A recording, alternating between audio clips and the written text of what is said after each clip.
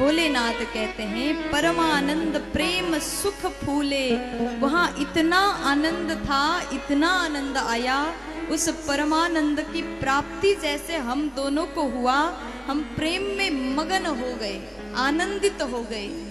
और जिस प्रकार से अति खुशी होने पर व्यक्ति खुशी से फूल जाता है, वो अनुभूति हमको हुआ।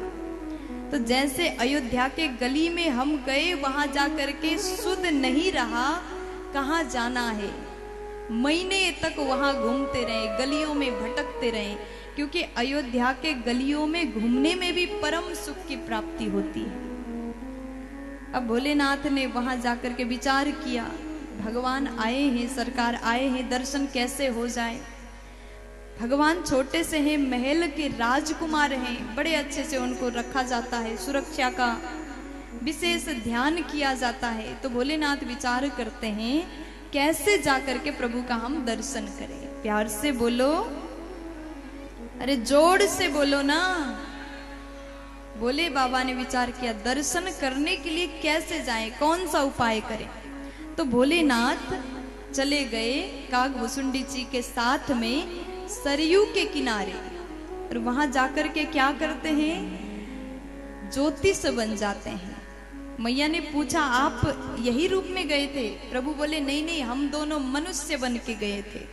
कागभुसुंडी जी और भोलेनाथ मानव बन के गए थे, और मैया ने और ज्यादा मन लगा करके सुना है। भोले बाबा कहते हैं सरयू के किनारे हम लोगों ने एक केंद्र खोला, भविष्य पूछो केंद्र, हम ज्योतिष बन गए।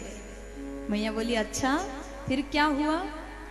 तो वहां जाकर के भोलेनाथ ज्योतिष बन गए, भुसुंडी जी इनके चेले बन गए, और वहां पर बड़ा सा कार्ड होर्डिंग बैनर लगाया गया, किसी को भी भविष्य देखना हो यहाँ आ जाइए। और 1 महीने तक फ्री सेवा। अब फ्री का सुन करके खूब भीड़ लगा। ज्योतिष ने अपना नाम रखा शंकर शर्मा, और चेला का नाम है भुसुंडी शर्मा। दोनों बड़े आनंद ले रहे हैं। लोग आए, फ्री में मिल रहा था। फ्री के नाम से तो लोग कहीं भी चले जाते हैं, अगर मिल जाए फ्री में जहर भी तो पीने को तैयार हो जाते हैं। फ्री में मिले तो फिनाइल भी पी लेंगे। विशेष करके भारत के लोग तो वो फ्री का सामान छोड़ेंगे नहीं। प्यार से बोलो। तो जैसे फ्री में भविष्य पूछने को मिल रहा था, सब गए, लाइन लगा करके, इतना भीड़। भोले बाबा त्रिकालदर्शी सब कुछ सही सही बताते हैं।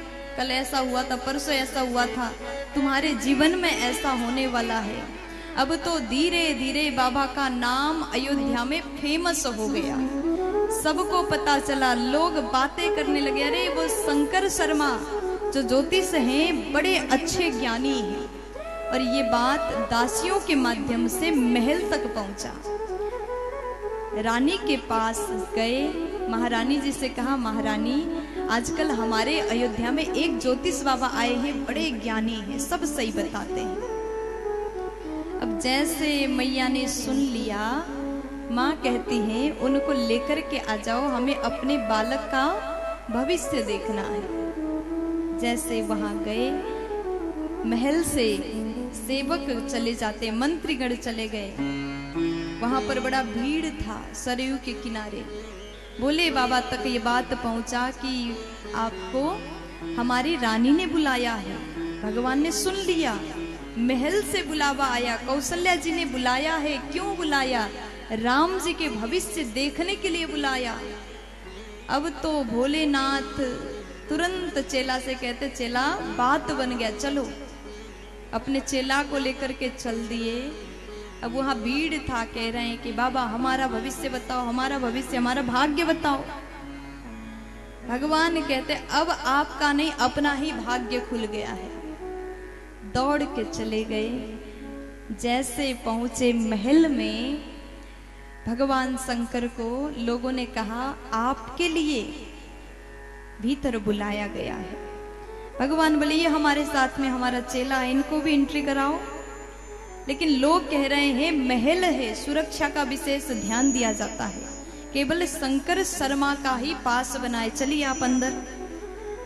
तो कहते हैं भगवान बोले ऐसा करो, हम अंदर जाते, चेला को बाहर छोड़ देते हैं। अब भुसुंडी जी जिनका प्लानिंग था आने का, बोले बाबा कह रहे हैं हम जा रहे हैं, इनको छोड़ देते हैं। भुसुंडी जी भगवान को देखे, बाबा ये क्या कर रहे हैं? भगवान बोले चिंता मत करो, हम कुछ न कुछ व्यवस्था अवश्य करेंगे। जैसे भगवान भीतर गए, मैया कौशल्या जी ने अपने बालक राम को भगवान शंकर के गोद में रख दिया और कहा कि बाबा बताइए हमारा बालक का भाग्य कैसा है, मेरे बालक का भविष्य आप देख करके बता दीजिए। और जैसे माँ ने पूछा, भोलेनाथ ने प्रभु को गोद में लिया, हाथ की रेखाएं, छोटे छोटे हाथों की हस्त रेखाएं देख रहे हैं।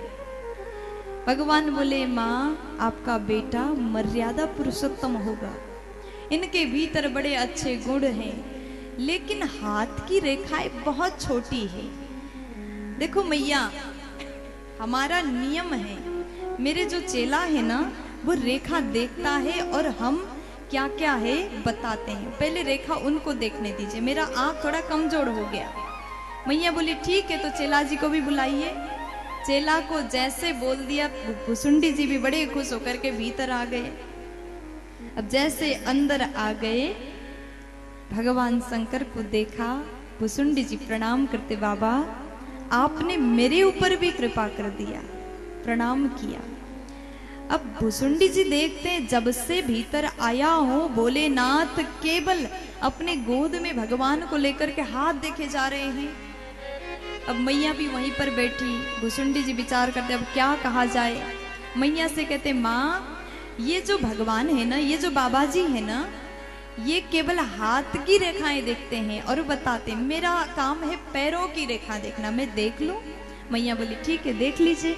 और चरण में बैठ करके चरण को लेकर के आज काग भुसुंडी महाराज देखने लगे, निहारने लगे, चरण के रेखा को देख रहे हैं।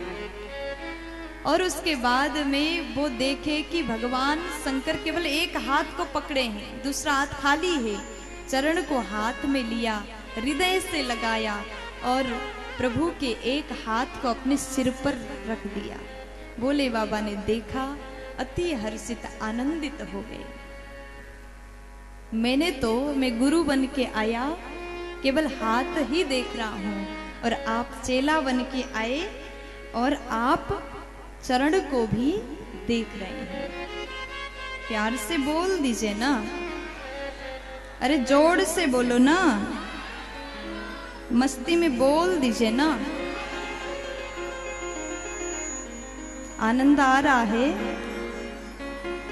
तो, लेकिन ऐसा लग रहा है आप लोग को आनंद नहीं आ रहा है, आवाज में बिल्कुल दम नहीं है। एक बार चिल्ला करके बोल दीजिए ना।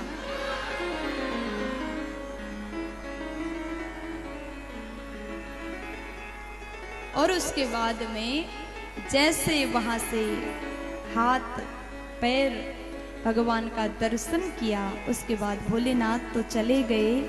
भगवान शंकर के जाने के बाद भुसुंडी जी महाराज 5 वर्ष तक, जब तक भगवान बालक थे, बाल्यावस्था में बाल चरित्र जब तक प्रभु ने किया, तब तक भुसुंडी जी महाराज वहीं पर रहे हैं और कौआ बन करके रहे। 1 साल तक भगवान राम जी बाहर नहीं चलते थे, भीतर महल में ही थे। 1 वर्ष तक भुसुंडी जी ने कुछ भी खाया नहीं है, भूखे रहे 1 वर्ष तक। उनका भाव था जब भगवान स्वयं हमको अपना जूठा खिलाएंगे तभी हम खाएंगे, किसी का दिया नहीं खाते थे। इतना सुंदर भाव, भले ही कौवा है लेकिन भाव देखिए, भक्ति देखिए, अति प्रेम, अति अनुराग। ऐसी कथा माँ भवानी को भोलेनाथ सुनाते हैं।